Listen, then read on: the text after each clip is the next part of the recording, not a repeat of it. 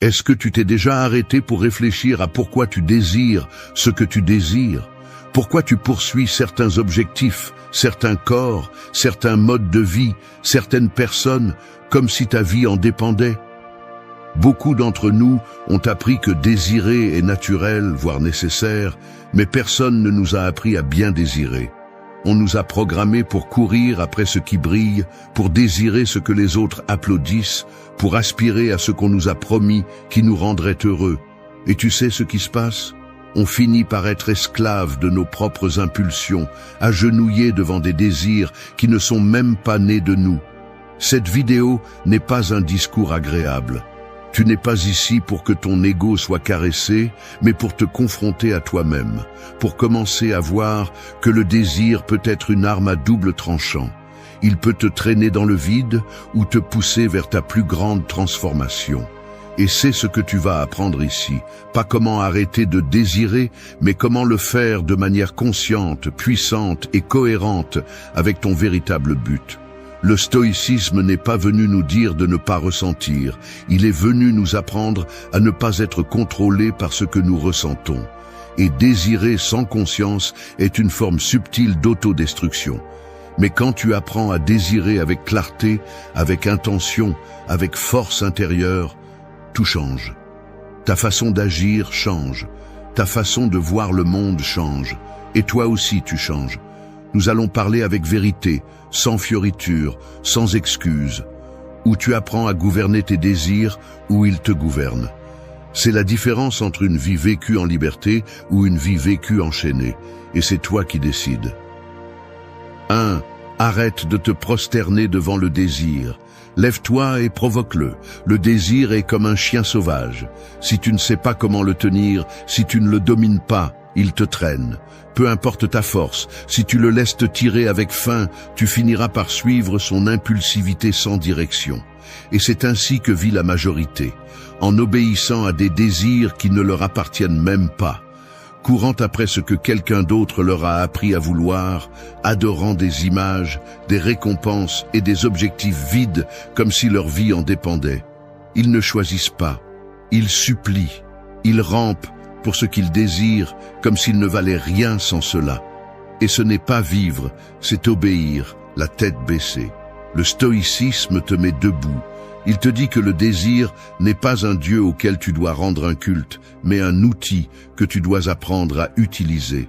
Que tu n'es pas ici pour poursuivre tout ce qui traverse ton esprit, mais pour l'examiner. Pour lever la tête, regarder ton désir en face et lui demander « D'où viens-tu? Que me demandes-tu? Pourquoi devrais-je te suivre ?» Si tu ne fais pas cela, le désir te consume. Il te transforme en esclave, en un corps qui réagit, pas en un esprit qui décide. Désirer n'est pas le problème. Le problème est de désirer comme un mendiant, sans conscience, sans but, comme si le simple fait de désirer te rendait digne de quelque chose. Mais non, tout ce que tu veux n'est pas bon, tout ce que tu désires ne te construit pas. Et si tu ne te rends pas responsable de ce que tu permets de te mouvoir, tu finiras par vivre une vie empruntée, gouvernée par des caprices, des insécurités et des vides sans fond. Tu dois apprendre à provoquer le désir, ne pas l'attendre comme celui qui attend un miracle, mais le modeler comme celui qui forge une arme. Le désir doit naître de tes valeurs, de ta vision, non de l'anxiété ou de la peur. Parce que lorsque tu désires à partir du manque, de la blessure, tu deviens faible. Mais lorsque tu désires à partir de la clarté, de la force, ta vie prend forme. Ton cap se définit et ton énergie se multiplie. Le désir inconscient est du bruit, une addiction, du chaos. Mais le désir conscient est du pouvoir. Tu ne peux pas continuer à désirer sans penser, sans filtrer, sans te demander ce qui se cache derrière. Pourquoi veux-tu ce que tu veux? Qu'espères-tu que cela change si tu l'obtiens? Qui serais-tu si tu ne l'avais pas? Les réponses vont te faire mal, mais elles vont aussi te réveiller. Et quand tu te réveilleras, tu ne voudras plus rien à genoux. Tu le voudras debout, avec courage, avec intention, avec responsabilité. Le désir n'est pas un ordre, c'est une proposition. Et tu as le droit et l'obligation de répondre intelligemment, de lui dire oui ou non selon ce dont tu as vraiment besoin, non selon ce que les autres attendent. Parce que si tu ne choisis pas, quelqu'un d'autre le fera pour toi. Et alors, ta vie ne sera pas à toi. Elle sera à ceux qui ont su manipuler tes envies, tes rêves, tes faiblesses. Lève-toi. Commence à voir le désir comme une force que tu peux guider, pas comme un fardeau qui te traîne. Décide ce que tu veux avec un esprit ferme et un cœur allumé. Et quand tu l'auras clairement défini, va après cela avec tout. Mais ne te rabaisse pas. Ne te traîne pas. Ne supplie pas. Celui qui désire avec dignité ne se met pas à genoux. Il agit, il construit, il provoque. Parce que le vrai pouvoir n'est pas dans le fait de vouloir beaucoup. Il est dans le fait de bien vouloir. 2. Marche comme si t'es pas déterminé le cours de l'univers. Chaque pas que tu fais est comme un coup de marteau dans la forge du destin. Imagine que ton chemin n'est pas seulement une route, mais une déclaration. Comme si l'univers attendait tes mouvements pour savoir dans quelle direction s'étendre. Comme si tes empreintes activaient des mécanismes invisibles qui modifient la réalité. C'est ainsi que tu devrais marcher chaque jour, avec le poids de l'intention, avec la force du but, avec la certitude que ta façon d'avancer affecte plus que tu ne peux imaginer. Mais beaucoup marchent comme si cela n'avait pas d'importance, comme si leur pas était léger, comme si leur vie n'avait ni direction ni valeur. Ils marchent sans âme, sans but, sans pensée. Le stoïcisme ne croit pas en une vie dominée par le hasard. Il croit en la vertu, en le caractère, en l'action consciente. Tes pas, tes décisions, ton attitude face à l'adversité, tout cela est ton véritable pouvoir. Et pourtant, la plupart préfèrent agir comme des feuilles dans le vent, attendant que quelque chose ou quelqu'un vienne leur montrer le chemin. Ce n'est pas vivre, c'est survivre. Et tant que tu attends que le monde te dise où aller, tu resteras une ombre de plus au milieu du bruit. Marcher comme si tes pas déterminaient le cours de l'univers signifie vivre avec détermination. Cela signifie ne pas bouger sous la pression, par peur ou par habitude. Cela signifie s'arrêter et se demander sérieusement, est-ce que ce pas me rapproche de qui je veux être? Est-ce que cette action renforce ce que je valorise ou ne fait que nourrir mes insécurités? Chaque jour est une occasion de te réaffirmer ou de t'abandonner. Et si tu ne marches pas avec conscience, quelqu'un d'autre le fera pour toi. Les décisions que tu ne prends pas, l'environnement les prend. Et tu disparais petit à petit. Désirer avec conscience, ce n'est pas seulement imaginer, c'est agir avec fermeté. Tu ne peux pas vouloir une vie forte si tes pas sont faibles. Tu ne peux pas aspirer à quelque chose de grand si tu marches comme quelqu'un qui demande la permission. Il faut marcher avec force, avec conviction, avec une posture qui dit « Je suis ici, je sais ce que je veux et je sais ce que ça vaut ». Parce qu'il ne s'agit pas de paraître ferme, il s'agit de l'être. Pas de marcher comme si tu cherchais l'approbation, mais comme si tu construisais le chemin que personne d'autre ne peut construire pour toi. Quand tu marches avec cette attitude, ton désir cesse d'être une fantaisie et devient un engagement. Ce n'est plus quelque chose que tu rêves d'atteindre, c'est quelque chose que tu es prêt à affronter, à résister, à mériter. Peu importe si le chemin est dur, s'il y a des obstacles, si personne ne te comprend. Ce qui compte, c'est que tu ne t'arrêtes pas, que tu ne te rends pas, que tu ne cèdes pas ta direction à des mains étrangères. Parce que tu sais que chaque pas que tu fais porte la force d'une décision qui vaut plus que 1000 excuses. Les gens forts ne marchent pas pour marcher. Ils marchent parce qu'ils comprennent que progresser, même en silence, même seul, même avec peur, est la façon la plus honnête de transformer leur vie. Alors, ne marche pas comme si rien n'avait d'importance. Marche comme si ton existence faisait la différence. Parce que c'est le cas. Et si tu ne le crois pas, c'est parce que tu n'as pas encore essayé ce que c'est que d'avancer avec le cœur allumé, l'esprit éveillé et la volonté ferme. Tu décides si tu continues à faire des pas invisibles ou si tu commences à marcher avec la détermination de celui qui laisse un héritage. 3. Rêve grand mais garde les pieds sur terre. Le rêve est comme un cerf-volant. Plus tu le fais voler haut, plus il semble avoir de liberté, plus il atteint loin, plus il suggère de promesses. Mais si tu ne le tiens pas fermement, si tu ne tends pas le fil depuis le sol, le vent l'emporte. Et c'est ce qui arrive à la plupart des gens. Ils ont de grands rêves, des idées brillantes, des objectifs ambitieux, mais ils ne sont ancrés à rien. Ils n'ont pas de structure, ni de discipline, ni de focus. Ils parlent de ce qu'ils veulent comme si c'était suffisant, mais leur façon d'agir les trahit. Ils flottent, imaginent, espèrent, et à la fin, ils ne construisent rien de réel. Le stoïcisme n'est pas contre le fait de rêver. En fait, il rêve d'une vie guidée par la vertu, par l'excellence du caractère, par la maîtrise de soi. Mais le rêve sans action ne vaut rien. Le rêve sans responsabilité devient une évasion. Rêver grand n'est pas le problème. Le problème est d'utiliser les rêves comme excuse pour éviter le travail acharné. C'est vivre avec la tête dans les nuages pendant que les pieds ne touchent pas fermement le sol. Et celui qui n'a pas les pieds bien plantés sur terre n'avance pas. Il est étourdi, il se perd, il s'épuise en fantasmes. Pour transformer ta vie, tu dois apprendre à maintenir cette tension, avoir une grande vision, mais construire à partir du concret, désirer quelque chose de profond, mais agir avec ce que tu as aujourd'hui. Parce qu'il ne s'agit pas d'attendre d'être prêt, il s'agit de commencer avec ce que tu as. Les personnes qui accomplissent quelque chose ne sont pas celles qui rêvent le plus fort, ce sont celles qui font plus avec moins. Ce sont celles qui arrêtent de parler autant de ce qu'elles veulent et se concentrent sur le travail pour cela tous les jours, sans avoir besoin que le monde les applaudisse. Rêver fait partie du processus, mais tu ne peux pas te perdre là-dedans. Tu dois revenir à toi, regarder ton environnement, ton corps, ta réalité et te demander « Que puis-je faire aujourd'hui qui me rapproche, même un peu, de cette vision ?» Le rêve doit guider, non distraire. Et il ne guide que lorsque tu le transformes en petites actions, en pas quotidiens, en engagements réels. Si tu ne peux pas ramener ton rêve sur terre, ce n'est pas un rêve, c'est une illusion. Et les illusions détruisent autant que les échecs. Le stoïcien rêve avec force, mais marche avec précision. Il ne laisse pas le désir le consumer, il le commande. Il ne se laisse pas emporter par l'émotion du moment, il se discipline. Parce qu'il comprend que tout n'est pas une question d'inspiration, mais de construction. Il ne suffit pas d'imaginer le sommet, il faut escalader. Et cela implique de l'inconfort, de la patience, de l'effort, du silence. Mais cela implique aussi du respect pour soi-même.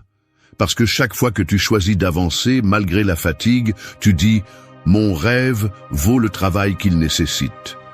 Tu n'as pas besoin de permission pour rêver grand, mais tu as besoin de courage pour soutenir le processus.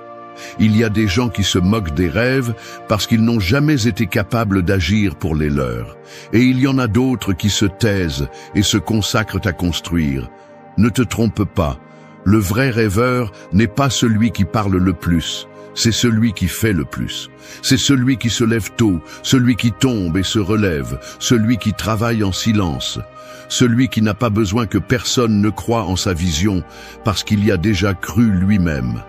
Rêve les yeux grands ouverts. Mais pendant que tu le fais, plante tes pieds sur terre comme des racines qui ne se brisent pas.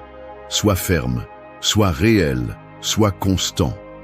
Ne laisse pas ton esprit vivre si haut que ton corps oublie comment avancer. Parce que les rêves sont atteints avec vision, oui, mais aussi avec sueur, avec ordre, avec pratique. Le ciel est la limite, mais tes pas définissent si tu y arriveras ou non. 4. Ne poursuis pas depuis le vide, attire depuis ton but. Le vide est comme un puits sans fond. Tu peux courir, crier, t'accrocher à tout ce qui semble précieux, mais rien ne le comble. Et plus tu es désespéré de le boucher, plus il devient profond. Il y a des gens qui vivent ainsi, en poursuivant comme si leur vie dépendait de la capture de quelque chose, n'importe quoi, quelqu'un pour les valider, un accomplissement qui les fait se sentir suffisants, un but qui leur donne enfin un sens. Et le pire, c'est que lorsqu'ils l'atteignent, le vide est toujours là. Parce que ce n'était pas ce qui leur manquait à l'extérieur, c'était ce qu'ils n'avaient pas construit à l'intérieur.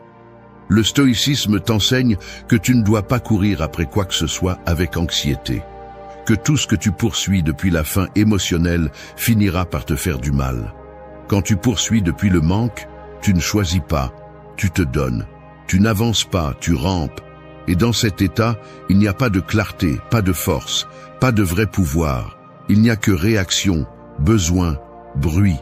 C'est pourquoi la première étape pour transformer ta vie n'est pas de désirer plus de choses, mais de te vider du désir erroné. Arrêter de poursuivre par peur, par pression, par comparaison. Et commencer à attirer depuis un but ferme, depuis une identité construite, depuis un esprit en paix. Attirer n'est pas s'asseoir et attendre. Attirer signifie que ta présence, ton énergie, ta cohérence avec ce que tu es, commencent à bouger les pièces de l'environnement.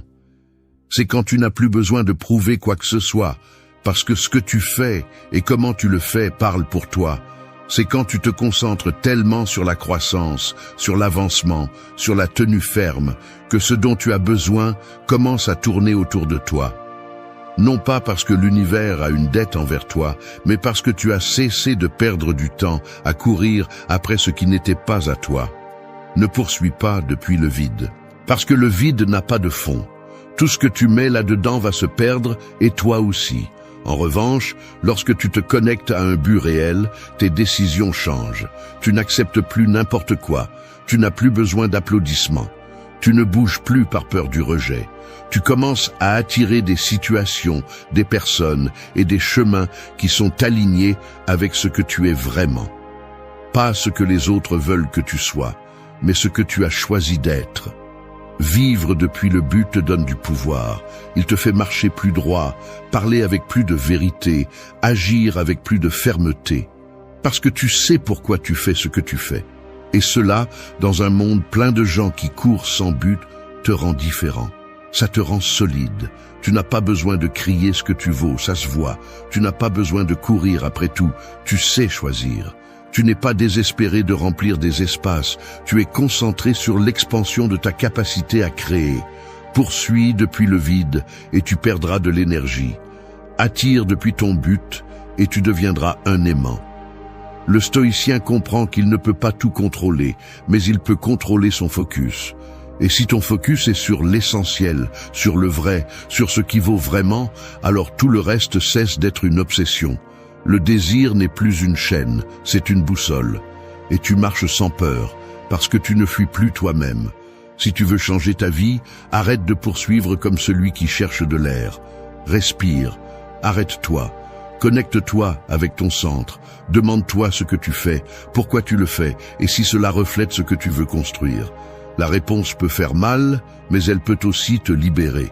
Parce que quand tu arrêtes de bouger par vide et que tu commences à bouger par sens, ta vie cesse d'être une recherche sans fin et devient une création consciente. 5. Fais ce que tu as dit que tu ferais, même quand tu n'as plus envie de le faire. La discipline est comme un contrat que tu signes avec toi-même lorsque tu es motivé et que tu dois respecter lorsque cette motivation disparaît. Il est facile de promettre des choses lorsque tu es inspiré, lorsque l'humeur est au beau fixe, lorsque tout semble possible. Mais ce qui définit ton caractère n'est pas ce que tu fais quand tu en as envie, mais ce que tu fais quand l'émotion n'est plus là, quand tout pèse, quand personne ne te regarde et qu'il ne reste que ta parole. Et c'est là que la plupart échouent, parce qu'ils parlent plus qu'ils n'agissent, ils se remplissent la bouche d'intentions, mais n'ont pas le courage de rester fermes lorsque le moment cesse d'être confortable. Le stoïcisme ne s'intéresse pas à ce que tu ressens, mais à ce que tu fais. Il ne se soucie pas de savoir si tu es motivé, si tu es fatigué ou si tu as peur. Ce qui compte, c'est si tu fais ce qui est juste. Parce que ce qui est juste ne dépend pas de l'humeur, mais de ta décision. Si tu as dit que tu allais faire quelque chose, fais-le. Non par obligation, mais par respect pour toi-même. Parce que chaque fois que tu romps une promesse avec toi-même, tu te fragmentes. Tu deviens plus faible, plus douteux, plus facile à briser. Et une vie sans parole ferme est une vie sans direction. Beaucoup tombent dans le piège d'attendre de se sentir bien pour agir. Ils se disent « quand je me sentirai prêt, quand j'aurai envie, quand les choses s'amélioreront ». Mais ce moment n'arrive pas. Parce que la véritable croissance n'apparaît pas lorsque tu es à l'aise. Elle apparaît lorsque tu agis malgré le poids. Lorsque tu décides de tenir ta promesse, même lorsque tout en toi veut t'abandonner. C'est la différence entre une personne ordinaire et quelqu'un qui transforme sa vie, la capacité de maintenir sa décision lorsque l'élan disparaît. Faire ce que tu as dit que tu ferais te construit. Chaque fois que tu tiens ta parole, tu deviens plus fort, plus clair, plus fiable. Et pas seulement pour les autres, mais pour toi. Parce que si tu ne peux pas te faire confiance, en qui vas-tu avoir confiance? Si tu dis que tu vas commencer quelque chose, fais-le. Si tu dis que tu vas le terminer, ne t'arrête pas. Personne ne te doit rien. Tu n'es pas endetté envers le monde. Tu es endetté envers toi-même. Et pour rembourser cette dette, il faut de l'effort, de la constance, du courage. Tu n'as pas besoin d'être parfait, tu as besoin d'être constant. Il ne s'agit pas de ne jamais échouer, mais de ne pas laisser une chute se transformer en abandon. Les gens qui avancent ne sont pas ceux qui ne doutent jamais, mais ceux qui continuent malgré 1000 raisons de s'arrêter. Parce qu'ils comprennent que la véritable transformation ne se produit pas les jours faciles, mais les jours difficiles. Les jours où il n'y a pas d'énergie, mais de la décision. Les jours où il n'y a pas d'envie, mais de l'engagement. Le stoïcien sait que sa parole vaut plus que son émotion. C'est pourquoi il agit. Parce que sa promesse n'est pas liée à l'enthousiasme du moment, mais à l'intégrité de son caractère. Et ce type d'engagement pèse, mais libère aussi. Il te donne de la clarté, il te donne du contrôle. Il fait de toi quelqu'un qui ne dépend plus de ce qu'il ressent, mais de ce qu'il choisit. Et choisir d'agir quand tu n'as pas envie est l'acte le plus puissant d'autodiscipline que tu peux pratiquer. Alors, si tu as déjà dit que tu allais faire quelque chose, fais-le. Même si tu es fatigué, même si tu te sens perdu, même si personne ne te le demande. Parce que tenir ta parole est la façon la plus directe de devenir quelqu'un qui se respecte, qui se soutient, qui se transforme de l'intérieur vers l'extérieur. Et si tu peux faire ça, tu peux tout faire. 6. Donne ton âme, mais lâche prise. Vouloir tout contrôler est comme essayer de capturer de l'eau avec les poings fermés. Plus tu serres, plus elle t'échappe rapidement. Et c'est ainsi que beaucoup de gens vivent, tendus, anxieux, résistant à tout ce qu'ils ne peuvent pas gérer, voulant dominer chaque détail, chaque résultat, chaque personne, comme si le monde était une machine qui devait obéir à leurs instructions. Mais ce n'est pas le cas. Et plus tôt tu l'accepteras, plus de liberté tu trouveras, car la véritable force n'est pas dans le contrôle de tout, mais dans le fait de te donner complètement sans dépendre du résultat, de mettre ton âme dans ce que tu fais, mais de savoir lâcher prise quand ce n'est plus entre tes mains.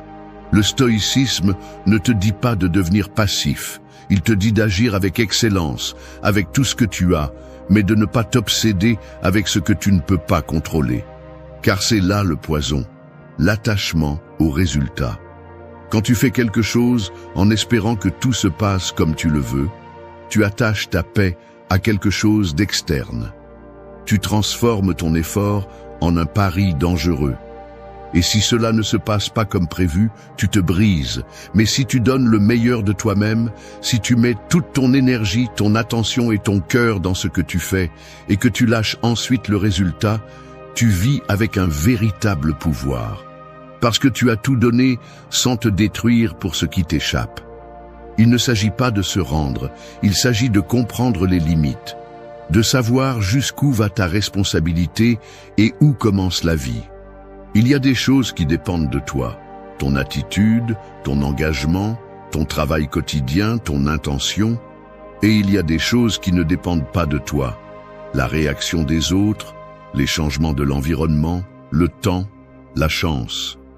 Quand tu comprends cette différence, tu arrêtes de t'épuiser inutilement. Tu ne luttes plus contre l'inévitable. Tu diriges ton énergie vers ce que tu peux vraiment transformer, toi-même. Donner son âme, c'est tout donner sans réserve. C'est s'engager dans chaque action comme si ta vie en dépendait. Ce n'est pas faire les choses à moitié.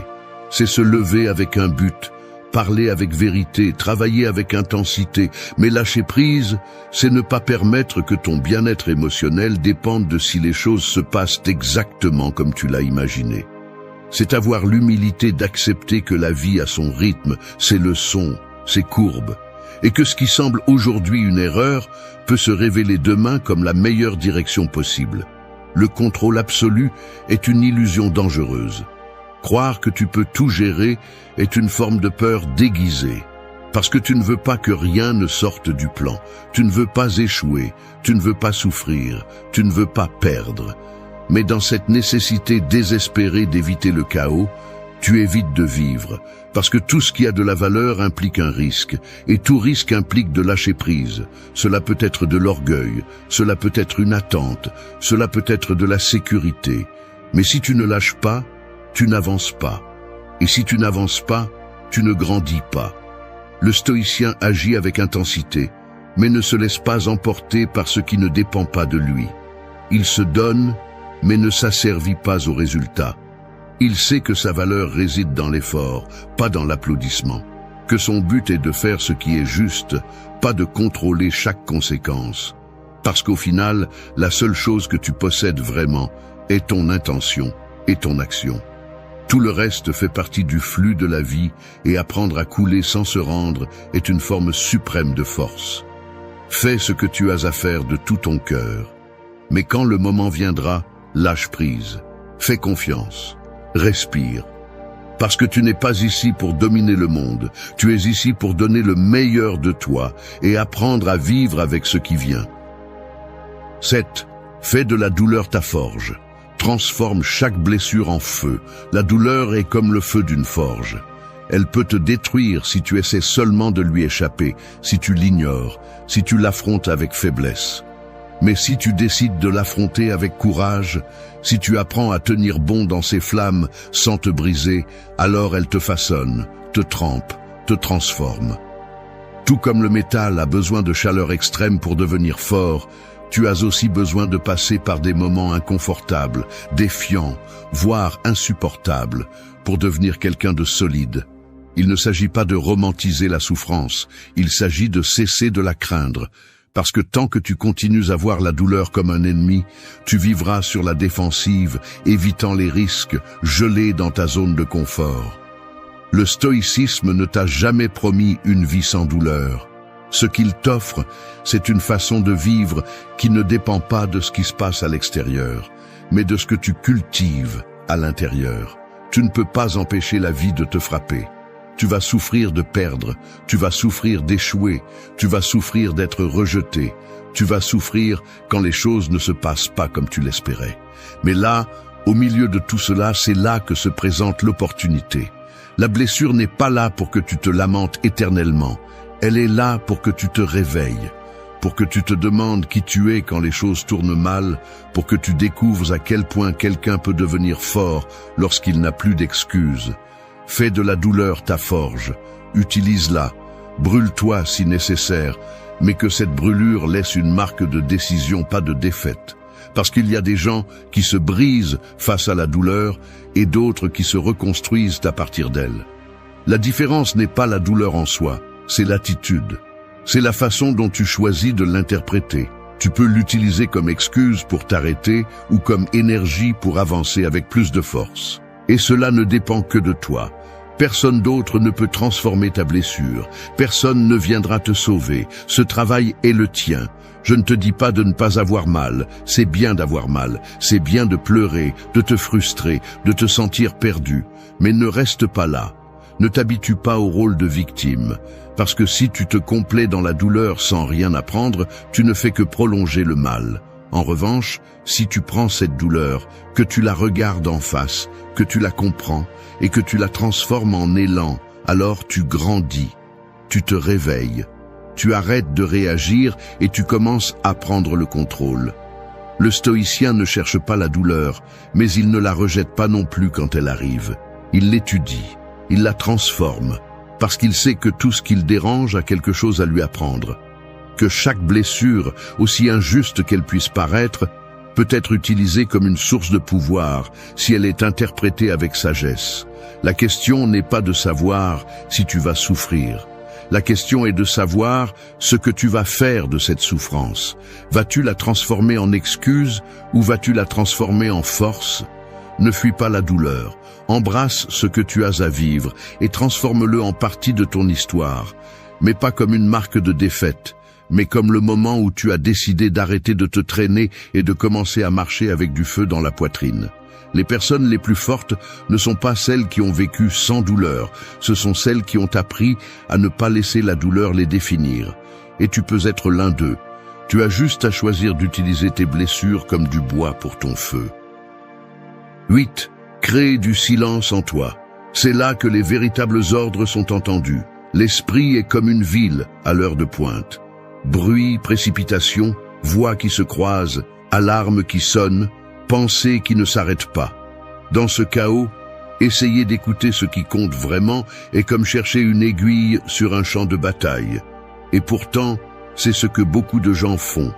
Ils prennent des décisions dans le bruit, se définissent par des opinions externes, réagissent impulsivement sans même se demander si cette réaction provient de la vérité ou de la peur. Ils sont tellement distraits qu'ils ne savent plus ce qu'ils désirent ni pourquoi ils le désirent. Ils suivent le courant, s'adaptent à ce qui leur arrive, mais à l'intérieur ils sont perdus. Le stoïcisme te dit le contraire.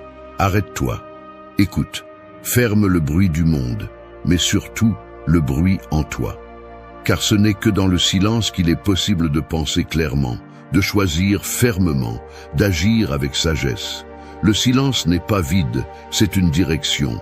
C'est là que la véritable voix intérieure apparaît. Pas celle qui crie de peur ou d'ego, mais celle qui émerge de ton centre, de cet endroit stable qui ne dépend pas du chaos qui t'entoure. Et pour atteindre cette voix, tu as besoin de faire de la place.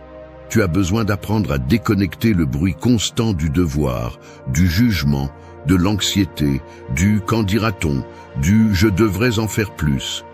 Crée du silence en toi, non pas pour échapper, mais pour te reconnecter.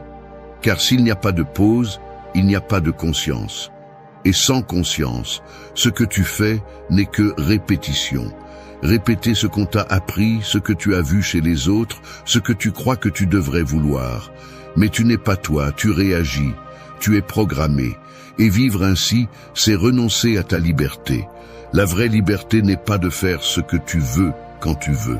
C'est pouvoir choisir clairement ce que tu vas construire, sans te laisser emporter par la confusion intérieure. Le silence intérieur est une pratique. Il ne se produit pas par accident. Tu dois le chercher, tu dois le former.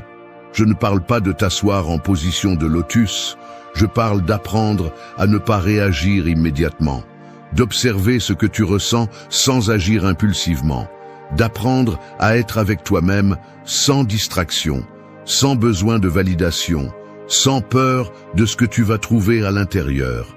Et ce que tu vas trouver, si tu oses, ne sera pas toujours joli, mais ce sera vrai. Le stoïcien cultive le silence parce qu'il comprend que les meilleures décisions ne se prennent pas au milieu du bruit. Elles sont prises après avoir traversé la tempête interne et être sorties plus claires, plus fermes, plus éveillées. Tu n'as pas besoin que le monde se taise. Tu as besoin de te calmer. Car si tu es en paix, tu peux penser avec force même au milieu du chaos, et c'est l'une des compétences les plus puissantes que tu peux développer.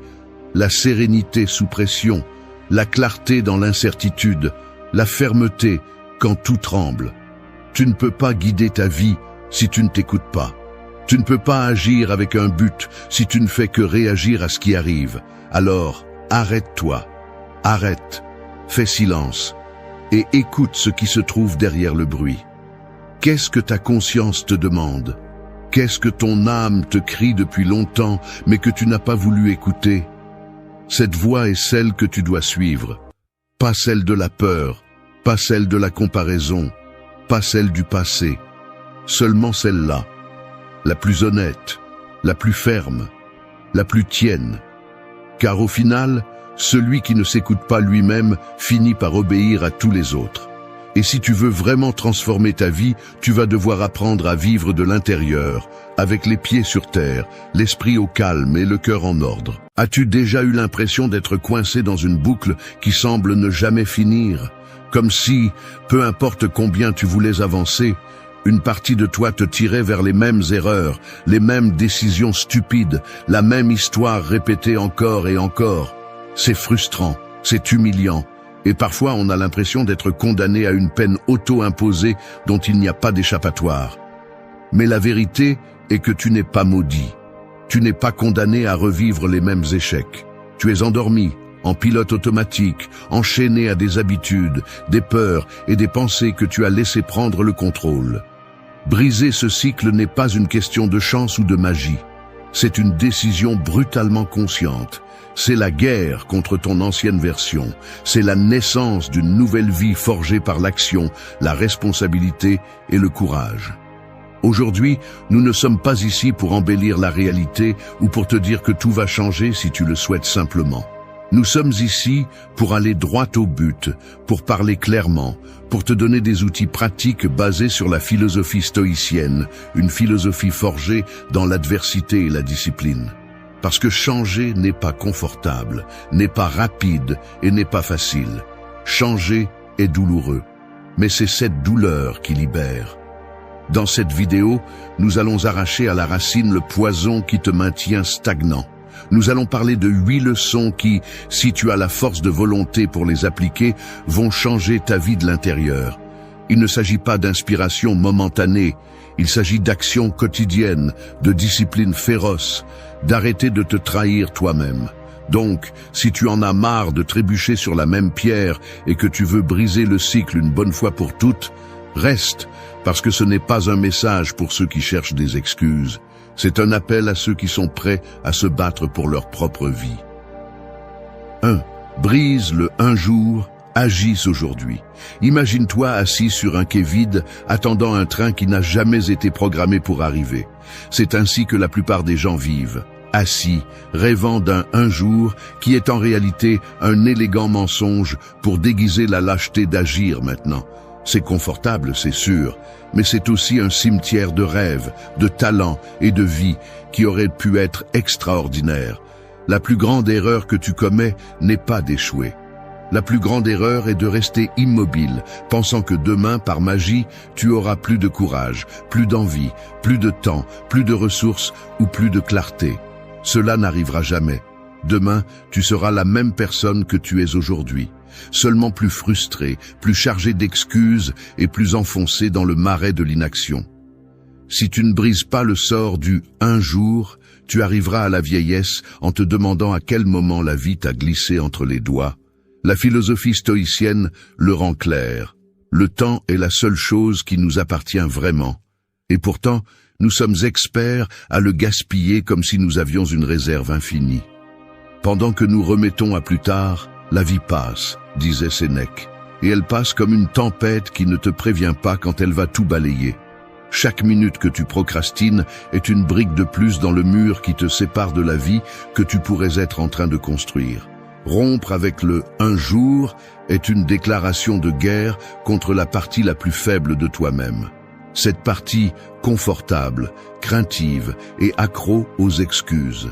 Tu n'as pas besoin d'avoir un plan parfait, tu n'as pas besoin de te sentir motivé, tu n'as pas besoin de garantie de succès, tu as juste besoin de bouger, faire un pas petit, maladroit, incertain, mais réel. Parce que l'action, même la plus insignifiante, est infiniment plus puissante que la meilleure des intentions. Chaque fois que tu es tenté de remettre quelque chose à demain, rappelle-toi ceci, demain n'existe pas. C'est un mirage. Tout ce que tu as, c'est aujourd'hui, ce moment précis. Cette petite fenêtre d'opportunité qui, si tu la laisses passer, peut ne jamais revenir.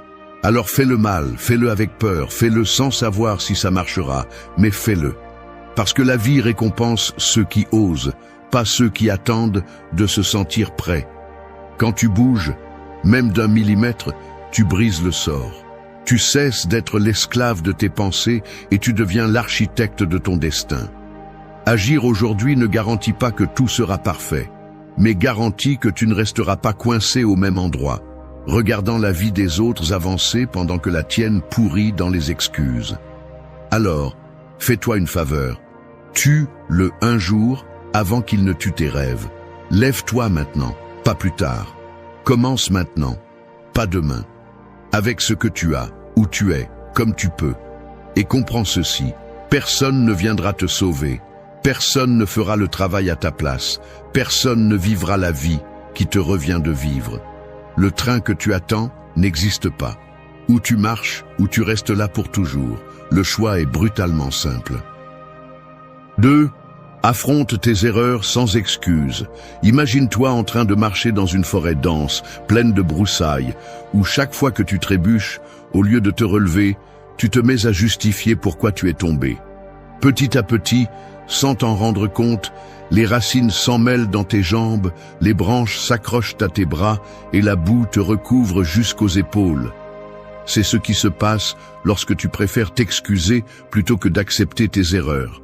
Chaque justification devient une nouvelle chaîne qui t'attache plus profondément au même endroit. Accepter les erreurs sans excuse est l'un des actes les plus violents d'honnêteté que tu peux avoir envers toi-même. Il ne s'agit pas de te flageller ni de te noyer dans la culpabilité. Il s'agit de regarder en face, sans fioriture, ce que tu as mal fait. La réalité est dure et sans filtre.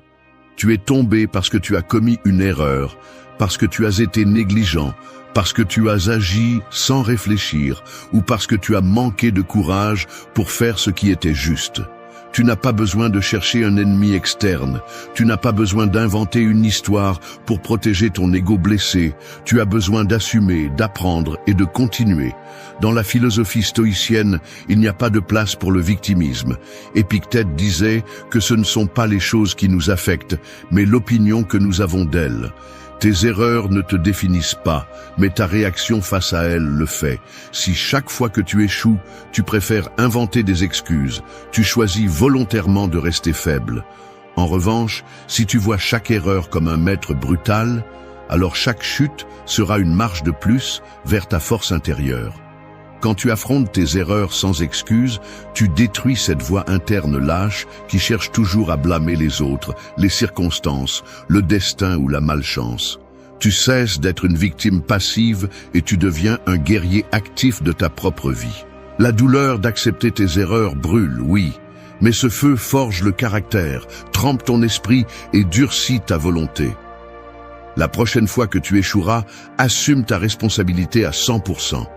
Peu importe s'il y avait des facteurs externes, peu importe si tout ne dépendait pas de toi, il y a toujours quelque chose que tu aurais pu faire mieux.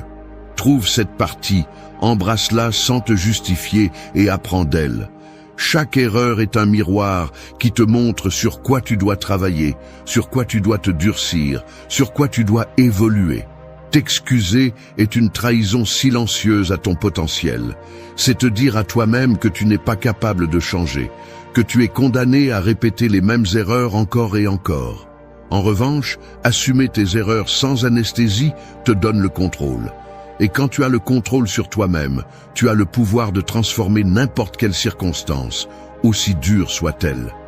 Alors la prochaine fois que tu échoueras, ne perds pas de temps à chercher des excuses pour soulager ton ego blessé.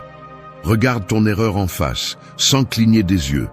Ressens l'inconfort, ressens la honte, ressens la colère, mais ne la gaspille pas. Utilise cette énergie pour grandir, pour corriger, pour évoluer. Parce que la vie ne récompense pas ceux qui se justifient, elle récompense ceux qui ont le courage de porter leurs erreurs et de continuer malgré tout, plus fort, plus sage et plus éveillé qu'avant. 3. Libère-toi de ton ancienne identité. L'ancienne identité est comme une armure rouillée qui t'a autrefois protégé, mais qui te pèse maintenant, te ralentit et t'empêche de bouger. Chaque bosse, chaque couche de rouille représente toutes ces étiquettes que tu t'es collées, ou que d'autres t'ont collées, sans demander la permission. Au début, tu la portais avec fierté, croyant qu'elle te définissait, mais maintenant c'est juste un fardeau qui te tire vers une version de toi-même qui devrait déjà être morte.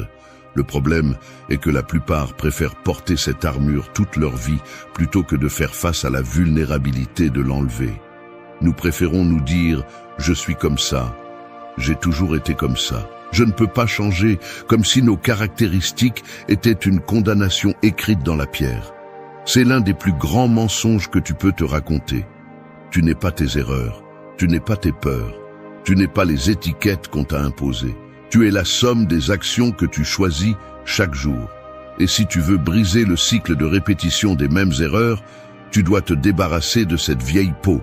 Même si ça fait mal, même si ça fait peur, même si tu ne sais pas très bien qui tu es sans elle. La philosophie stoïcienne enseigne que la vraie liberté ne consiste pas à faire ce que tu veux, mais à te libérer de ce qui t'enchaîne intérieurement. Ton ancienne identité est une prison invisible. Elle te dit que tu ne peux pas, que tu n'es pas assez, que ce rêve n'est pas pour toi. Elle te murmure que ça ne vaut pas la peine d'essayer parce que tu vas sûrement échouer comme avant. Et chaque fois que tu la crois, tu lui donnes un morceau de plus de ton âme. La seule façon de te libérer est d'agir contre cette voix. Il ne suffit pas de penser différemment, tu dois agir différemment. Si ton ancienne identité était celle de quelqu'un de paresseux, commence à bouger avant que ton esprit ne te donne la permission. Si ton ancienne identité était celle de quelqu'un d'insécurisé, commence à prendre des décisions rapides et fermes. Si ton ancienne identité était celle de quelqu'un qui cherche toujours l'approbation, commence à agir même si tu ne reçois pas une seule tape dans le dos. Chaque action contraire à ton ancien moi est un coup qui fissure cette armure rouillée. Tu ne te sentiras pas prêt, tu ne te sentiras pas capable. Tu ressentiras de la peur, du doute, de l'inconfort et du rejet. Mais si tu attends de te sentir différent pour agir différemment, tu ne sortiras jamais du même cycle. Tu agis d'abord, puis tu crois. Tu brises d'abord les chaînes, puis tu marches libre. La transformation ne se produit pas dans ton esprit, elle se produit dans ton comportement quotidien, dans les petites batailles que tu livres chaque fois que tu choisis d'être ta nouvelle version, pas l'ancienne. Accepter que tu peux changer, c'est accepter que tu es aussi responsable de tout ce que tu n'as pas changé, et c'est inconfortable. Il est beaucoup plus facile de continuer à dire « c'est comme ça que je suis » et de blâmer la vie, l'enfance, les circonstances. Mais si tu as le courage de l'affronter, si tu as l'honnêteté brutale de te regarder dans le miroir et de dire « je ne vais plus être cette personne », alors tu as le pouvoir de te refaire à partir de zéro. Alors brise ton ancienne identité comme on brise une chaîne rouillée, avec force, avec détermination et sans regarder en arrière. Tu n'es pas celui qui trébuche encore et encore. Tu n'es pas celui qui échoue toujours. Tu n'es pas celui qui ne peut pas. C'est juste une vieille histoire qui ne te sert plus. Brûle-la, enterre-la et commence aujourd'hui à construire, avec chaque acte, la nouvelle histoire que tu mérites de vivre. 4. Forge une routine qui te soutient. Un bateau sans ancre à la merci du courant n'a pas besoin d'une tempête pour faire naufrage. Le passage du temps suffit pour s'éloigner de tout ce qui a été important à un moment donné. C'est ainsi qu'une vie sans routine fonctionne. Elle dévie un peu chaque jour jusqu'à ce que lorsque tu ouvres les yeux, tu es déjà perdu, loin de tes objectifs, de ton but et de toi-même. Une routine solide n'est pas une chaîne qui te piège, c'est l'ancre qui te tient fermement lorsque les vents de la vie soufflent contre toi. Beaucoup pensent qu'avoir une routine est ennuyeux, que l'improvisation quotidienne est la liberté, que faire ce qui semble bon sur le moment et vivre pleinement. Mais cette philosophie faible ne mène qu'à la médiocrité, au regret et à la frustration de voir les années passer sans avoir construit quelque chose qui compte vraiment.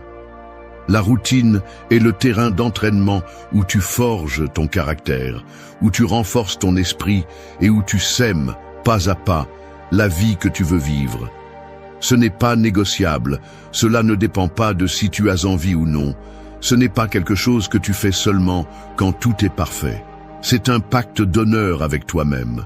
C'est se lever tôt quand tu préférerais continuer à dormir. C'est s'entraîner quand le corps demande du repos. C'est étudier quand l'esprit veut des distractions. C'est travailler pour ton but même quand le monde entier semble conspirer pour t'arrêter.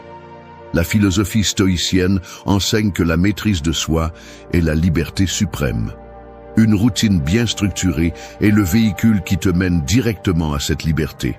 Il ne s'agit pas de te remplir d'activités sans sens, il s'agit de concevoir intentionnellement tes journées pour que chaque action, aussi petite soit-elle, vise ta croissance. Un corps fort, un esprit clair, une volonté de faire ne se construisent pas dans les grands moments héroïques que tu vois dans les films. Ils se construisent dans la répétition quotidienne d'habitudes qui semblent insignifiantes pour ceux qui ne comprennent pas leur véritable pouvoir. N'attends pas la motivation, n'attends pas le moment parfait, n'attends pas de te sentir prêt. Conçois une routine minimale, simple, que tu peux accomplir même dans tes pires jours, et respecte-la sans excuse. La constance dans la médiocrité est 1000 fois plus puissante que l'excellence intermittente. Chaque fois que tu répètes ta routine, même à moitié, même sans envie, tu renforces la discipline qui te soutiendra plus tard quand tout deviendra plus difficile. Avoir une routine ne signifie pas que tu ne vas jamais échouer. Cela signifie que même lorsque tu échoues, tu auras un système qui te relèvera avant que tu ne t'enfonces. C'est avoir une structure solide qui soutient ton progrès pendant que la vie essaie de le démolir. Sans routine, chaque obstacle se sent comme une catastrophe. Avec une routine, chaque obstacle n'est qu'un petit caillou sur le chemin. Donc, si tu veux vraiment arrêter de répéter les mêmes erreurs, commence par construire une routine qui te soutiendra lorsque tes émotions, tes doutes et tes peurs essaieront de te renverser. Ne te concentre pas sur le fait de la rendre parfaite, concentre-toi sur le fait de la rendre non négociable. Chaque jour que tu respectes ta routine, même au minimum, est une victoire silencieuse qui te rapproche de la vie que tu veux. Et dans ce jeu, les victoires silencieuses valent plus que n'importe quel applaudissement bruyant. 5. Écoute la blessure derrière la peur. La peur est comme un chien errant qui aboie férocement chaque fois que tu t'approches de la porte de ta liberté. De loin, il semble menaçant, immense, capable de te détruire. Mais quand tu t'approches avec assez de courage, tu te rends compte que sa force vient de ton propre tremblement, pas de sa morsure. La peur n'est pas ton ennemi, c'est le signal qu'il y a juste derrière elle quelque chose que tu dois affronter, quelque chose que tu as évité si longtemps qu'il semble maintenant impossible à vaincre. Chaque peur que tu portes cache une vieille blessure, un moment où quelque chose t'a brisé, où tu as appris à te protéger en renonçant à des parties de toi. Tu n'as pas peur parce que tu es faible, tu as peur parce que tu as appris à survivre en te fermant, en te méfiant, en reculant. Le problème est que ces blessures ne guérissent pas quand tu les ignores. Elles s'incrustent seulement plus profondément et dirigent ta vie depuis l'ombre, jusqu'à ce que tu décides de t'arrêter, d'écouter et d'affronter ce qui se cache derrière. La philosophie stoïcienne n'enseigne pas à éliminer la peur en feignant le courage. Elle enseigne à la regarder en face, à la comprendre et à agir malgré elle. Marc Aurèle disait que nous ne devons pas voir l'obstacle comme une malédiction, mais comme le chemin lui-même. Ta peur n'est pas un avertissement que tu dois reculer, c'est une invitation brutale à avancer juste dans cette direction. Quand tu as peur d'échouer, ce n'est pas l'échec qui t'effraie, c'est la vieille blessure du rejet, de sentir que tu ne vaux rien, que tu seras moins si tu échoues. Quand tu crains d'exprimer tes idées, ce n'est pas vraiment la critique qui te retient. C'est la blessure de ne pas te sentir suffisant, d'avoir appris que ta voix n'a pas d'importance. Quand la possibilité de perdre te paralyse, ce n'est pas la perte qui t'effraie, c'est la blessure du vide, du manque de contrôle, de la sensation d'être petit face à un monde immense. Chaque peur cache un message, une leçon que tu n'as pas encore apprise, une partie de toi qui a besoin d'être sauvée, pas réduite au silence. Mais pour le faire, tu dois avoir le courage de t'asseoir au milieu de la douleur, sans fuir, sans la couvrir, sans la déguiser en colère, en arrogance ou en indifférence. Tu dois ressentir la peur jusqu'à sa racine et à partir de ce malaise brutal, commencer à marcher, un pas à la fois, vers ce que tu as toujours évité. Il ne s'agit pas d'éliminer la peur, il s'agit d'arrêter de lui obéir. Il ne s'agit pas d'agir comme si elle n'existait pas, il s'agit de la comprendre, de la respecter et de bouger malgré tout. Chaque fois que tu avances malgré la peur, chaque fois que tu franchis cette barrière invisible, tu lui arraches un morceau de pouvoir.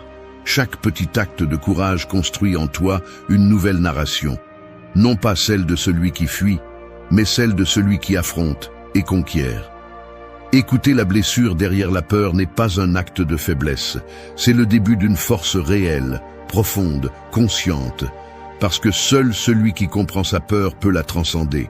Seul celui qui embrasse sa blessure peut cesser d'être son esclave. Seul celui qui affronte sa douleur peut construire une vie authentique, libre de chaînes invisibles. Alors ne continue pas à fuir tes peurs. Ne continue pas à les justifier. Ne continue pas à les laisser gouverner tes décisions. Marche vers elles, écoute leur histoire, apprends leurs leçons.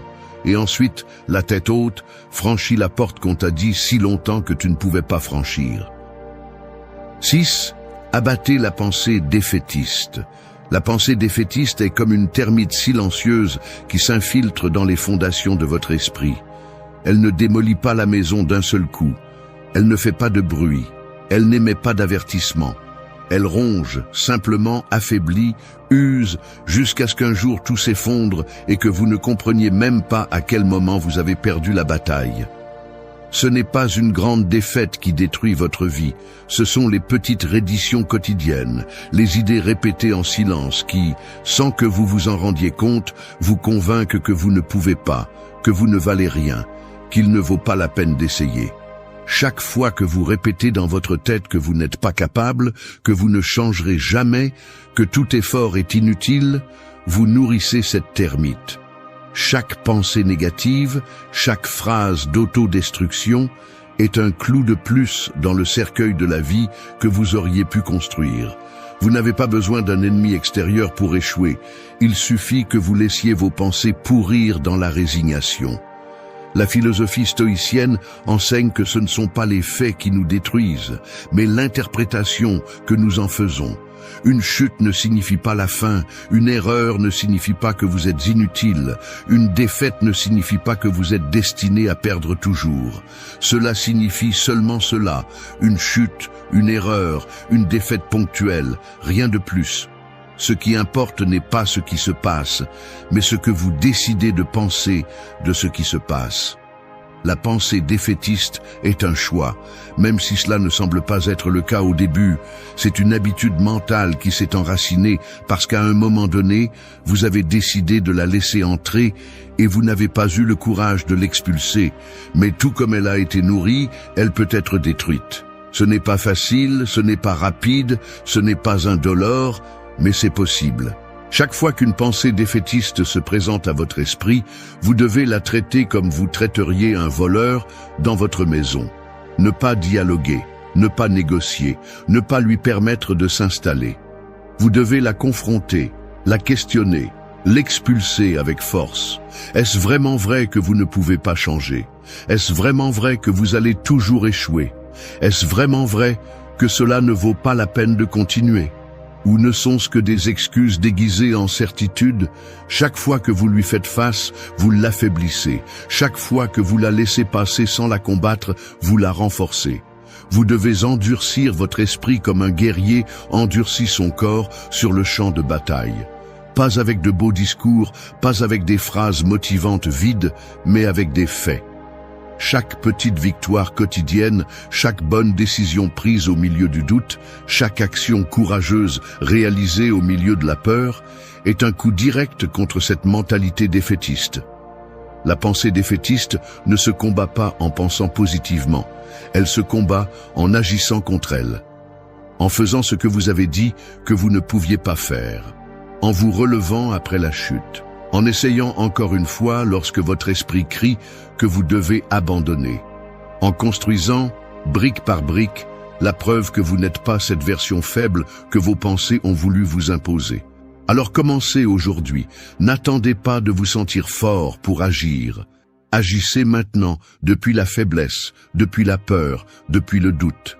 Parce que la véritable force n'est pas l'absence de peur, c'est le courage de continuer malgré elle. Abattez la pensée défaitiste, non pas parce que vous vous sentez invincible, mais parce que vous en avez assez d'être votre pire ennemi. Rappelez-vous que l'ennemi le plus dangereux n'est pas à l'extérieur, il est à l'intérieur. Il habite dans chaque excuse, dans chaque justification, dans chaque pensée qui vous dit que vous ne pouvez pas. Et si vous ne menez pas cette guerre intérieure, alors peu importe combien vous luttez à l'extérieur, vous serez toujours un esclave de votre propre esprit. Combattez aujourd'hui, combattez chaque jour, jusqu'à ce qu'il ne reste en vous que des pensées qui vous poussent et non qui vous enterrent. 7. Gagne du terrain avec de petits actes. Une montagne ne se forme pas d'un seul coup de terre, elle se lève millimètre par millimètre, accumulant silencieusement de la poussière, des roches et du temps jusqu'à devenir quelque chose d'immense. C'est ainsi qu'une vie puissante se construit, non pas avec de grands gestes isolés, non pas avec des impulsions passagères, mais avec de petits actes constants qui semblent insignifiants pour ceux qui ne comprennent pas leur véritable poids. La plupart se perdent en attendant le moment parfait pour faire quelque chose de grand, en rêvant de transformations immédiates, en cherchant des coups de chance qui les sortiront de là où ils sont. Mais la vraie vie ne fonctionne pas comme ça. La vraie vie récompense ceux qui ont la patience et la détermination brutale de faire aujourd'hui un peu plus que ce qu'ils ont fait hier, même si personne ne les applaudit, même si personne ne le remarque, même si parfois cela semble inutile. Gagner du terrain avec de petits actes est une guerre silencieuse contre l'impatience, contre le besoin de résultats rapides, contre cette partie de toi qui veut t'abandonner parce que, après tout, on ne voit pas le changement. Mais le changement est là, caché sous la surface, s'accumulant, se renforçant, attendant le moment où tout explosera soudainement vers l'extérieur et le monde verra ce que tu savais déjà. Que tu ne perdais pas ton temps, que chaque pas, chaque décision, chaque petit acte était une graine plantée avec du sang et de la sueur. La philosophie stoïcienne enseigne à se concentrer sur le processus, pas sur le résultat. Épictète disait que nous ne pouvons pas contrôler ce qui se passe, mais nous pouvons contrôler nos actions. Chaque petit acte est une affirmation de pouvoir sur ta vie. Chaque bonne décision prise au quotidien, chaque habitude maintenue sans abandon, chaque effort qui semble inutile mais que tu ne lâches pas, est une déclaration que tu es en contrôle, que tu n'es pas un esclave de la paresse, de la peur ou du désespoir. Ne sous-estime pas la force du petit. Une page écrite par jour construit un livre. Une flexion supplémentaire chaque matin construit un corps plus fort. Une minute de réflexion consciente chaque nuit construit un esprit plus clair. L'ennemi veut que tu sois faible, dispersé, impatient, cherchant des raccourcis et abandonnant avant l'heure. Mais si tu t'accroches à la petite avancée quotidienne, si tu t'engages à ajouter ne serait-ce qu'un millimètre de plus chaque jour, personne ne pourra t'arrêter. Bien sûr, il y aura des jours où tu ne voudras pas continuer, des jours où il semblera que rien ne change, où tout semble stagnant, où les doutes t'invitent à tout jeter à la poubelle. Ce sont ces jours qui comptent le plus, parce que lorsque tu continues à avancer dans l'obscurité, lorsque tu continues à ajouter de petits actes, lorsque tu ne vois pas de résultats, lorsque tu choisis de ne pas abandonner alors qu'il serait plus facile de tout laisser tomber, tu forges une force intérieure que rien ni personne ne pourra te prendre. Alors, arrête de sous-estimer le petit acte. Arrête de chercher des excuses pour ne pas commencer. Arrête d'attendre le grand coup de chance. Fais ce que tu peux aujourd'hui, même si cela semble ridicule, même si cela semble insuffisant, même si tu n'as pas envie. Plante la graine, arrose le terrain, et fais confiance à ce que la somme implacable de ces petits actes construira un jour la montagne qui semblait impossible à atteindre. Gagner du terrain avec de petits actes n'est pas un joli conseil, c'est une stratégie brutale pour survivre dans un monde qui récompense ceux qui persistent au-delà du raisonnable. C'est la façon dont les faibles deviennent forts, dont les invisibles deviennent irrésistibles, dont ceux sur qui personne ne parie finissent par tout conquérir. 8. Lâche le poids mort du passé. Traîner le passé est comme marcher dans un marais en portant un sac plein de pierres. Au début, tu penses que tu peux le supporter, qu'avec assez d'efforts, tu vas arriver là où tu veux. Mais à chaque pas, le poids augmente. Tes forces s'épuisent, tes jambes cèdent et tu finis par t'enfoncer avant même de t'approcher de ta destination. Peu importe combien tu luttes ou combien tu désires avancer, si tu ne lâches pas le poids mort que tu portes, tu vas finir par t'enfoncer dans la même boue dont tu essayais de t'échapper. Le passé a la capacité de devenir une prison invisible. Une que tu ne vois pas, mais que tu ressens dans chaque décision, dans chaque pensée, dans chaque opportunité que tu laisses passer, parce que tu continues à croire que ce qui t'est arrivé définit ce que tu es.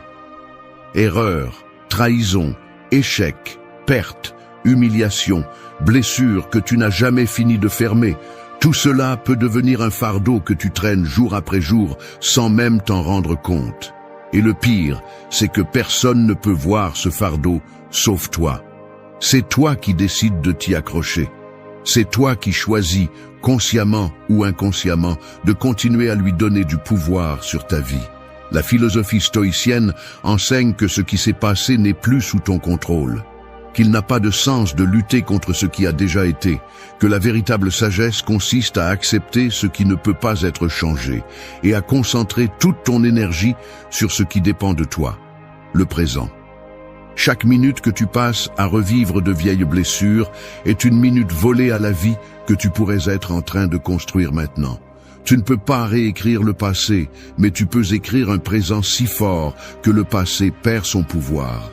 T'accrocher à l'ancienne douleur ne te rend pas fort, elle t'affaiblit. Elle ne te rend pas courageux, elle te stagne. Elle ne te rend pas plus sage, elle te consume dans un cercle interminable de ressentiment, de culpabilité et d'autocompassion. Te libérer du poids mort n'est pas trahir ton histoire, ce n'est pas prétendre que tu n'as pas souffert, ce n'est pas oublier ce qui t'a brisé. C'est simplement reconnaître que continuer à le porter ne te sert plus, que continuer à le nourrir ne fait que te maintenir attaché à une version brisée de toi-même qui aurait dû être laissée derrière. Pour lâcher le poids mort du passé, tu as besoin de courage. Du courage pour regarder tes blessures en face, pour accepter ta responsabilité dans ce que tu aurais pu changer, pour te pardonner pour les fois où tu as échoué et pour pardonner à ceux qui t'ont fait défaut, non pas parce qu'ils le méritent, mais parce que tu mérites la paix.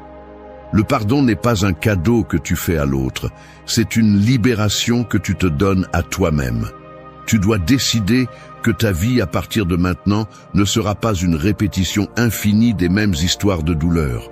Tu dois arrêter de te dire à toi-même que tu ne peux pas avancer parce qu'une fois quelqu'un t'a blessé, parce qu'une fois tu as échoué, parce qu'une fois tu as perdu. Cela s'est déjà passé. Il n'a aucun pouvoir réel sur toi, sauf celui que tu continues à lui donner chaque fois que tu ravives la blessure dans ton esprit. Arrête d'être le prisonnier d'un passé qui n'existe plus. Lâche-le. Laisse tomber le sac de pierre qui t'empêche de courir. Pleure ce que tu as à pleurer, crie ce que tu as à crier, fais ton deuil si nécessaire, mais ensuite relève-toi, nettoie-toi de la boue et continue à marcher avec les mains libres, le cœur léger et les yeux fixés sur le présent. Rappelle-toi que la vie n'attend pas celui qui ne peut pas lâcher son fardeau. Le temps continue à avancer avec une indifférence brutale. Soit tu te libères et tu avances, soit tu continues à porter jusqu'à ce que tu n'aies plus de force pour te traîner. Lâche le poids mort maintenant, pendant que tu as encore de l'énergie pour construire quelque chose de nouveau, pendant que tu peux encore transformer ton histoire en un témoignage de force et non en une élégie de défaite. Lâche ce qui ne sert plus. Brise les chaînes invisibles que tu maintiens attachées à tes chevilles. Tu n'as pas à porter ce qui t'a brisé. Tu n'as pas à être la version blessée de toi-même pour toujours. Tu as le droit de guérir, de renaître, de te reconstruire. Mais personne ne va le faire pour toi. Personne ne va venir te retirer le sac de pierre des épaules. Tu dois être toi, avec tes propres mains, avec ta propre décision brutale, qui le lâche, qui choisit d'avancer sans le poids de ce qui ne peut plus changer. Il y a des moments dans la vie où tu te rends compte de quelque chose de brutal. Tu n'es pas lié par les chaînes du système, ni par les opinions des autres, ni même par tes circonstances.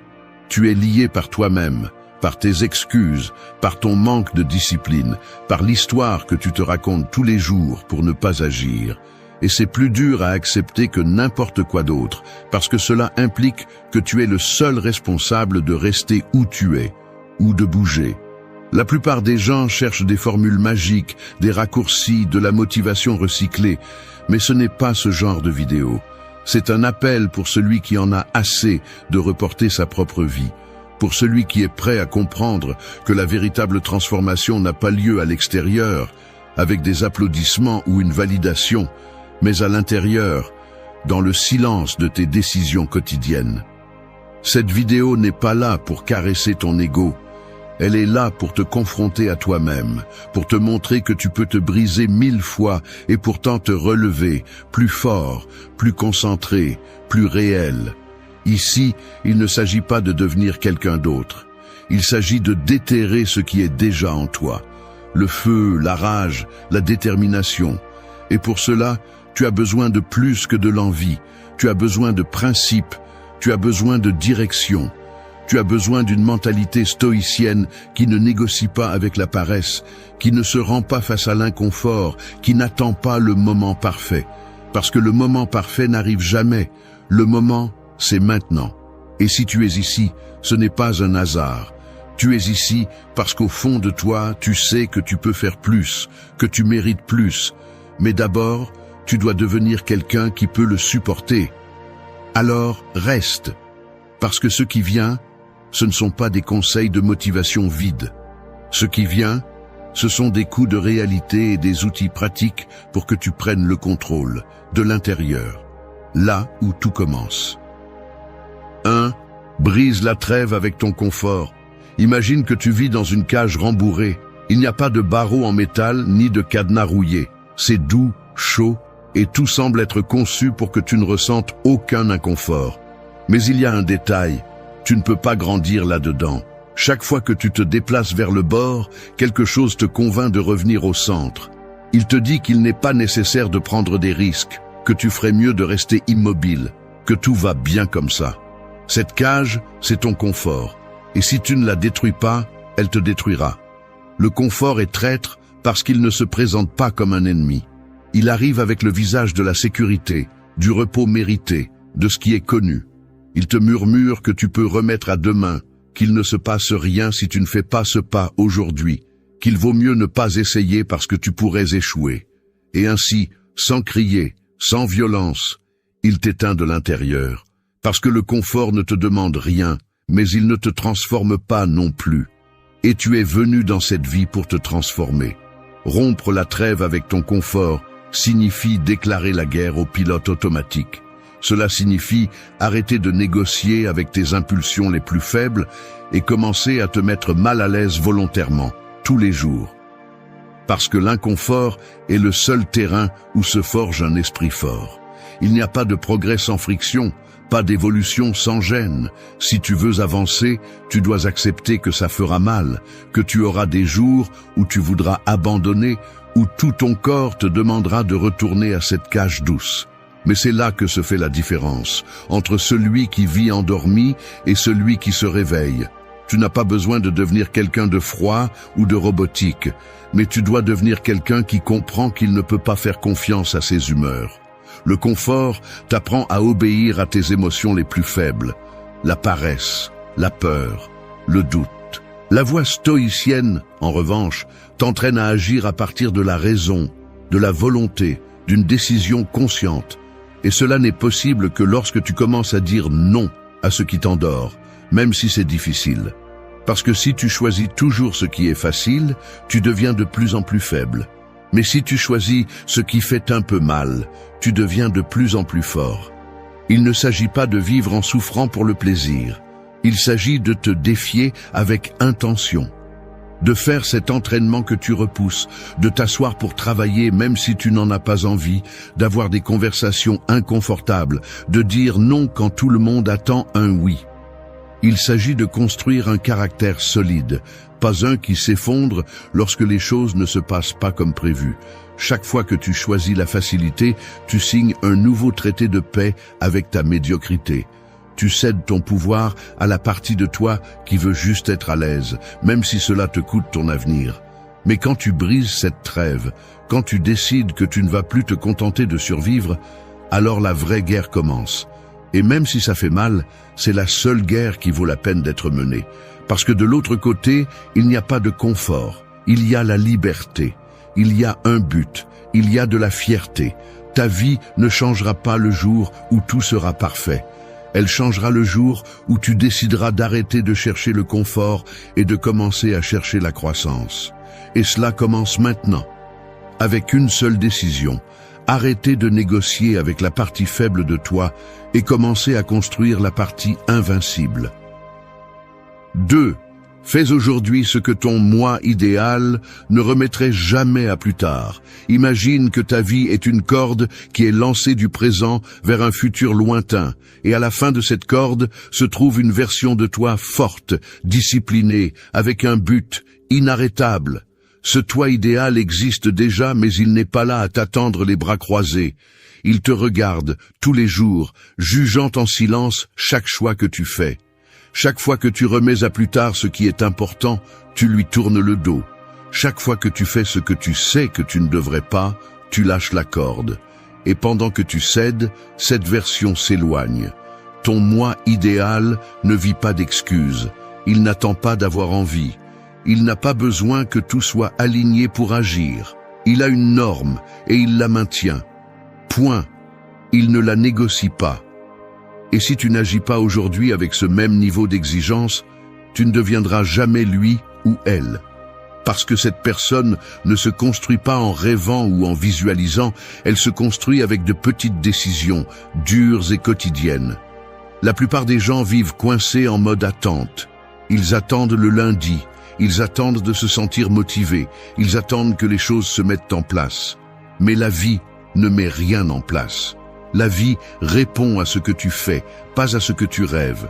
Si tu continues à remettre à plus tard ce qui est important, ce que tu dis, c'est que ton futur vaut moins que ton confort actuel. Et c'est une trahison silencieuse, une qui ne crie pas, mais qui tue lentement ton potentiel.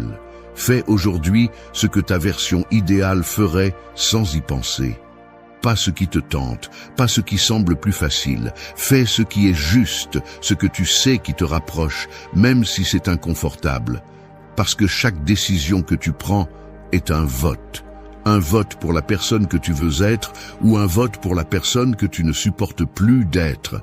Ton esprit va essayer de te convaincre que tu as le temps, que ce n'est pas si grave de le laisser pour plus tard, qu'un jour de plus ne fait pas de différence.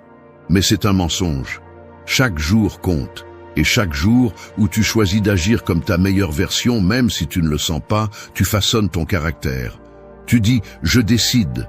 Tu construis du respect pour toi-même, ce qui est quelque chose qui ne s'achète pas, ne se feint pas, ne s'hérite pas. Il se gagne, avec des actes. Sais-tu pourquoi beaucoup ne changent jamais? Parce qu'ils sont coincés dans le jeu mental de l'intention. Ils pensent à ce qu'ils vont faire, s'imaginent le faire, se sentent bien d'y avoir pensé, puis ne font rien. Et ce cycle se répète encore et encore, jusqu'à ce que la vie leur échappe. Ne sois pas cette personne, ne sois pas celui qui collectionne les intentions et archive les rêves. Sois celui qui se lève et fait ce qu'il doit faire, même si ça fait mal, même si c'est difficile, même si personne ne le voit. Ce n'est pas le grand saut qui transforme ta vie, c'est le petit pas que tu ne remets pas à plus tard. L'entraînement que tu n'annules pas, le projet que tu ne laisses pas pour demain, la conversation que tu n'évites pas. C'est cet acte simple mais ferme que ton moi idéal ferait sans hésiter. Ce toi qui ne se trahit plus, qui ne cherche plus d'excuses, qui n'accepte plus moins de lui-même. Et si aujourd'hui tu choisis d'agir comme cette version de toi, même si ce n'est que pour un jour, tu auras raccourci la distance, tu auras tiré sur la corde. Tu auras cessé de vivre comme un brouillon et commencé à écrire sérieusement l'histoire que tu mérites de vivre. 3. Frappe d'abord tes excuses. Imagine que chaque matin tu te réveilles et qu'il y a un combat prévu devant toi. De l'autre côté du ring, ce n'est pas une autre personne, c'est ta paresse, ta peur, ton insécurité déguisée en logique. Et avant même que tu ne penses à bouger, tes excuses t'ont déjà porté le premier coup. Elles te disent que tu es fatigué, que ce n'est pas le meilleur jour, que tu as déjà fait assez hier, que tu peux reprendre demain. Si tu ne réagis pas rapidement, elles te mettent à terre avant même que la journée ne commence. C'est pourquoi tu dois frapper en premier. Tu dois te lever avec intention et montrer clairement, dès la première minute, qui est le patron. Tes excuses ne se reposent jamais. Elles ont toujours quelque chose à dire. Elles trouvent toujours une raison qui semble raisonnable pour t'empêcher de faire ce que tu dois. Elles sont rapides, intelligentes, et si tu n'es pas éveillé mentalement, elles te convainquent. Le pire, c'est qu'elles ne se présentent pas sous forme de mensonges évidents, mais déguisées en justifications logiques. Il vaut mieux attendre d'être dans le bon état d'esprit. Je ferai mieux quand j'aurai plus de temps. Je ne suis pas très motivé aujourd'hui. Et ainsi, sans t'en rendre compte, chaque excuse que tu acceptes t'éloigne de la discipline, du progrès, de toi-même. Frapper en premier signifie anticiper. Savoir que les excuses vont venir et décider à l'avance que tu ne leur laisseras pas de place. Cela signifie avoir un plan et le respecter sans attendre de te sentir parfait. Parce que si tu laisses tes émotions décider, tu perdras tous les jours. Les émotions sont volatiles, la discipline ne l'est pas. Et la clé pour avancer n'est pas d'avoir des journées idéales, mais d'avoir une mentalité qui ne négocie pas avec ce que tu sais que tu dois faire. Personne n'accomplit quelque chose de grand en attendant que les excuses disparaissent, parce qu'elles ne partent jamais. Elles changent simplement de forme. Frapper en premier signifie les reconnaître pour ce qu'elles sont, des mécanismes mentaux qui essaient de te protéger de l'effort, du risque, de la douleur. Mais dans cette tentative de te protéger, elles te privent aussi de croissance. Si tu les écoutes, tu resteras en sécurité, mais aussi coincé, sûr, mais stagnant. Et la vérité est celle-ci. Chaque fois que tu agis malgré tes excuses, tu gagnes en force. Pas seulement une force mentale, mais aussi une force émotionnelle, une force spirituelle. Tu deviens quelqu'un qui ne cède pas à sa part faible. Et c'est rare de nos jours. La plupart des gens abandonnent dès qu'ils ressentent un inconfort. Pas toi. Tu frappes en premier. Tu te lèves quand tu n'en as pas envie. Tu commences même si tu as peur. Tu fais ce que tu as dit que tu ferais, sans chercher de raccourci. Et cela te donne un avantage. Parce que chaque personne qui vit esclave de ses excuses devient son propre obstacle. Mais toi, tu t'entraînes à devenir ta propre arme. Il ne s'agit pas d'ignorer tout ce que tu ressens. Il s'agit de le mettre à sa place. Tes excuses peuvent crier tout ce qu'elles veulent, mais tu n'es pas ici pour leur obéir. Tu es ici pour les surmonter, et cela demande de la décision. Cela demande d'être prêt à te mettre mal à l'aise, à arrêter de chercher des explications et à commencer à chercher de l'action. Parce qu'à la fin de la journée, ce que tu fais pèse plus que ce que tu penses. Frapper en premier est une attitude. C'est une déclaration de guerre à la médiocrité. C'est un acte de respect envers toi-même.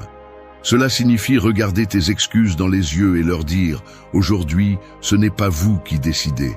Et lorsque tu fais cela encore et encore, elles se taisent. Non pas parce qu'elles disparaissent, mais parce qu'elles apprennent que tu n'es plus facile à vaincre, parce que tu n'es plus quelqu'un qui attend, tu es quelqu'un qui agit.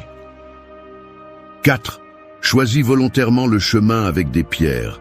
Il y a 2 chemins devant toi. L'un est pavé, propre, décoré de fleurs sur les côtés et plein de panneaux qui disent « tranquillité, sécurité, repos ».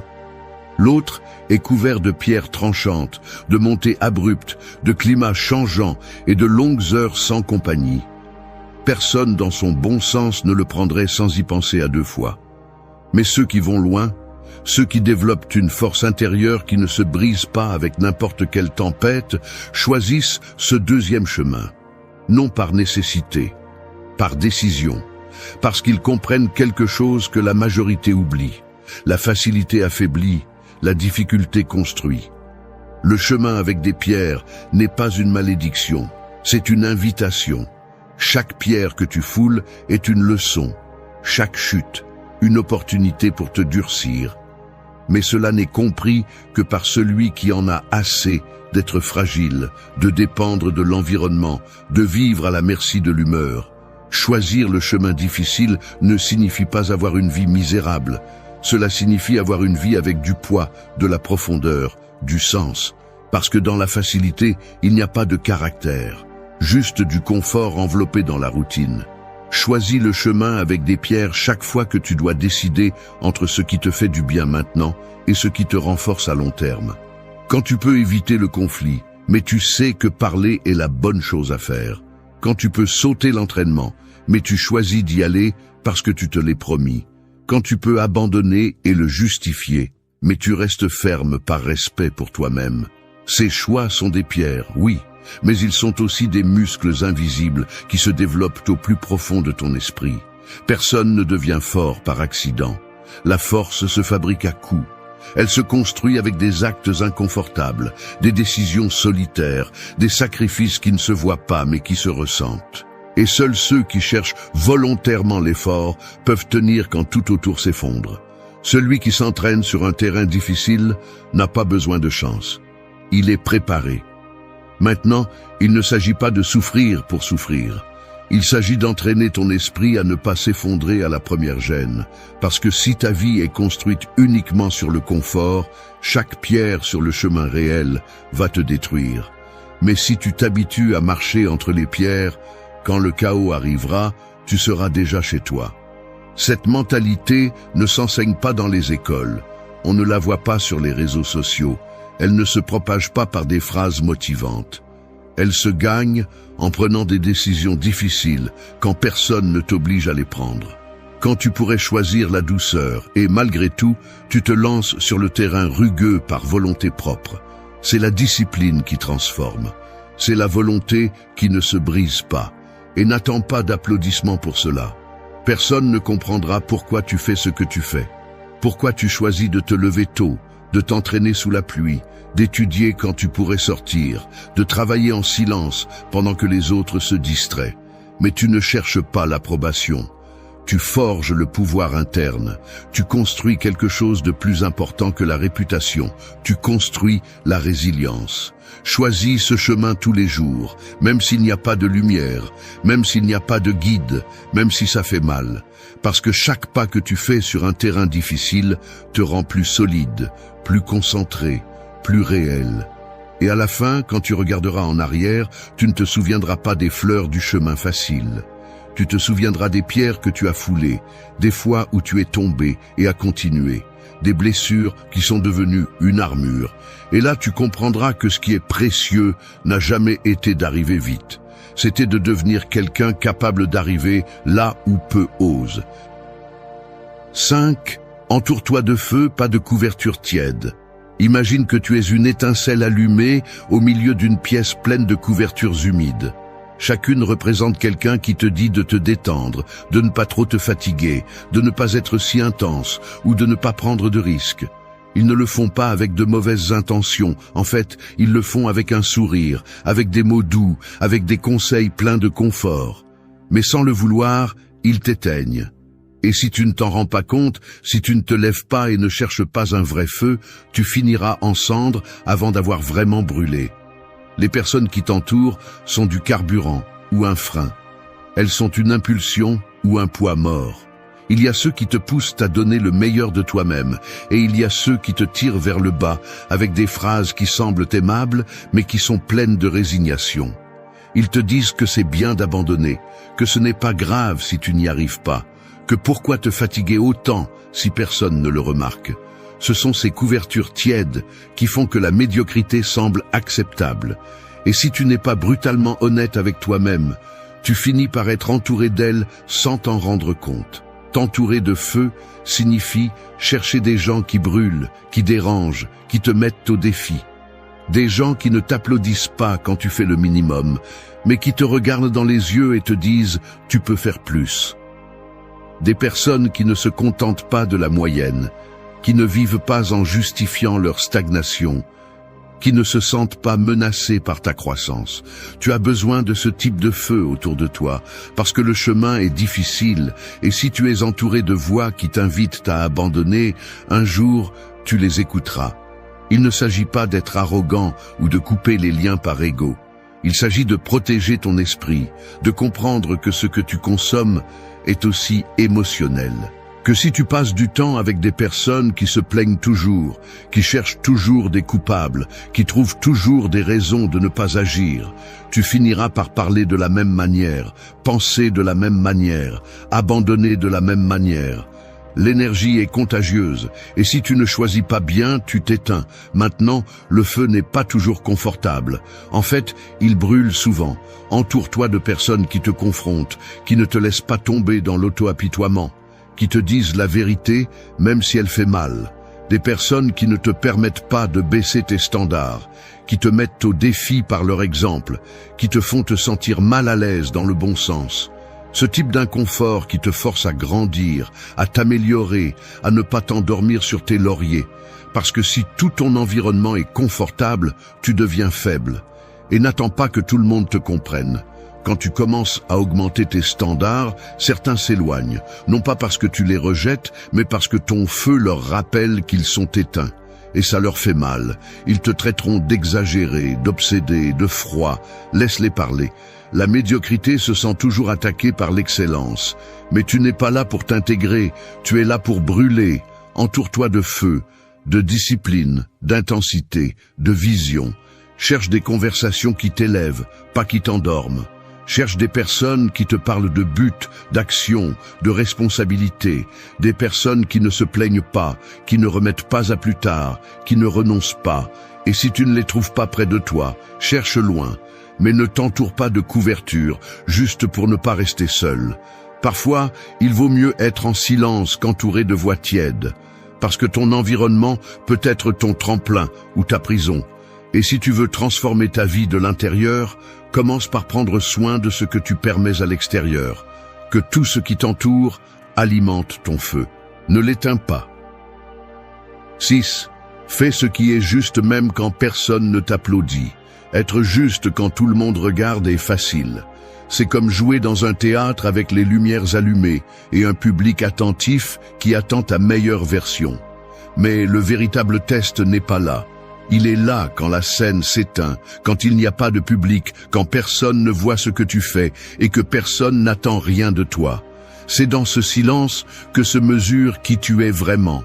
Ton caractère se forge dans l'obscurité, pas sur scène. Fais ce qui est juste même quand personne ne t'applaudit, parce que le contraire serait vivre d'apparence. C'est agir bien seulement pour la récompense ou pour l'image. Et cela n'est pas une vertu, c'est une stratégie. L'attitude stoïcienne ne consiste pas à paraître fort, mais à l'être. Il ne s'agit pas de faire ce qui est juste quand cela convient, mais quand c'est difficile, quand cela fait mal, quand il semble qu'il n'y ait aucun sens à continuer à soutenir des principes dans un monde qui les ignore.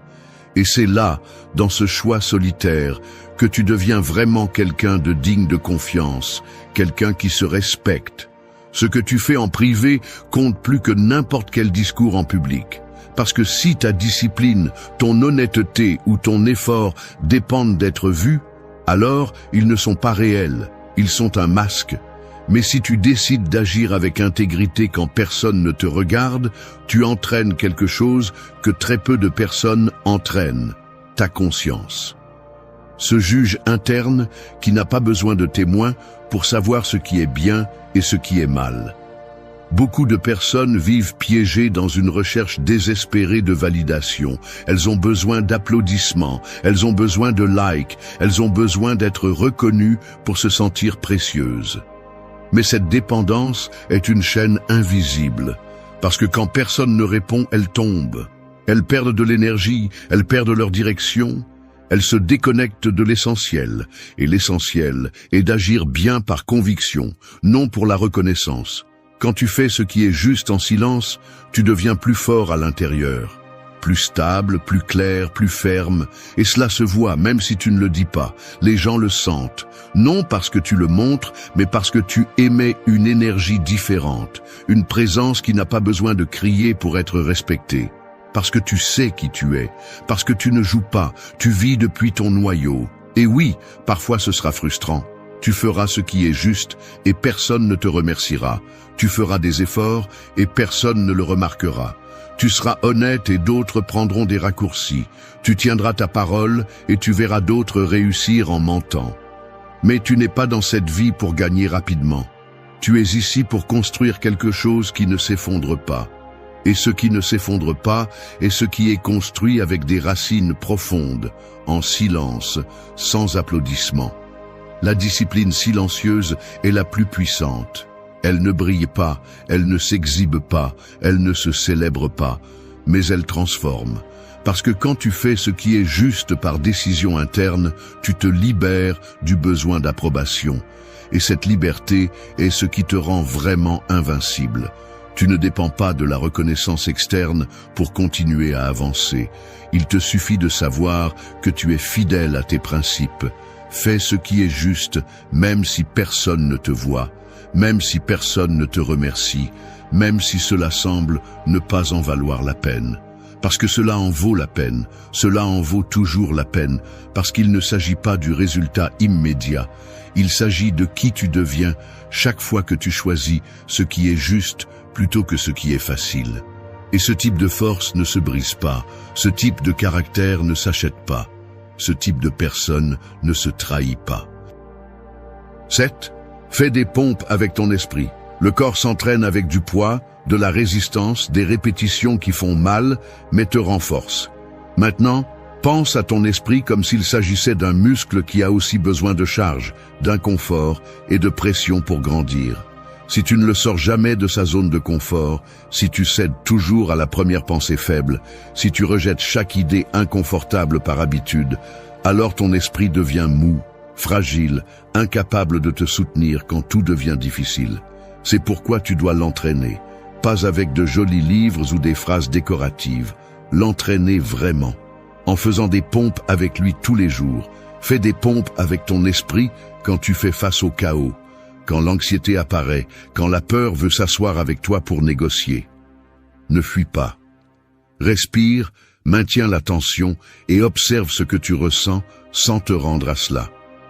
Le contrôle mental ne se gagne pas en supprimant les émotions, il se gagne en résistant à leur influence. Chaque fois que tu choisis d'agir avec clarté au milieu du bruit, tu renforces ta capacité de leadership interne. Tu apprends à ton esprit que c'est toi qui décides, pas lui. Le stoïcisme ne te demande pas de devenir une pierre sans émotion.